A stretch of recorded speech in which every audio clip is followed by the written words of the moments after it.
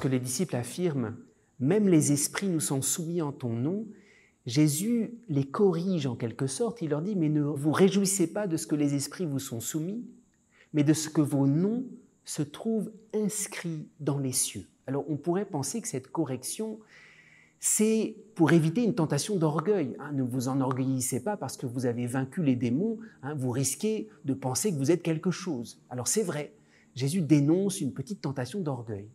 Mais il y a quelque chose de plus profond à découvrir. Il y a une joie qui est légitime dans le fait d'avoir vaincu le mal. On sait quand on s'est beaucoup battu contre un péché latent, contre un défaut, ou même contre quelque chose de la présence du mal qu'on a réussi enfin à évacuer. Il y a une vraie joie qui est normale.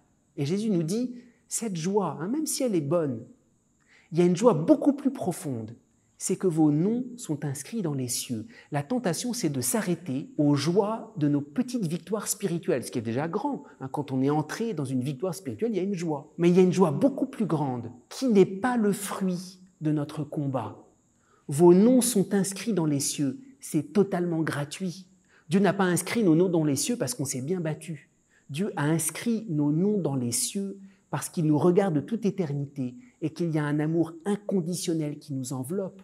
Notre vraie joie, ce n'est pas les petites joies des combats spirituels, même si c'est quelque chose qui n'est pas forcément mauvais. C'est la joie immense de se savoir aimer de façon totalement inconditionnelle et gratuite.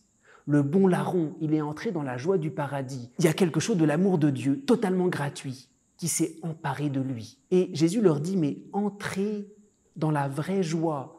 Réjouissez-vous de ce que vos noms sont inscrits dans les cieux. Et cette joie, elle n'est pas le fruit d'un petit ou d'un grand combat.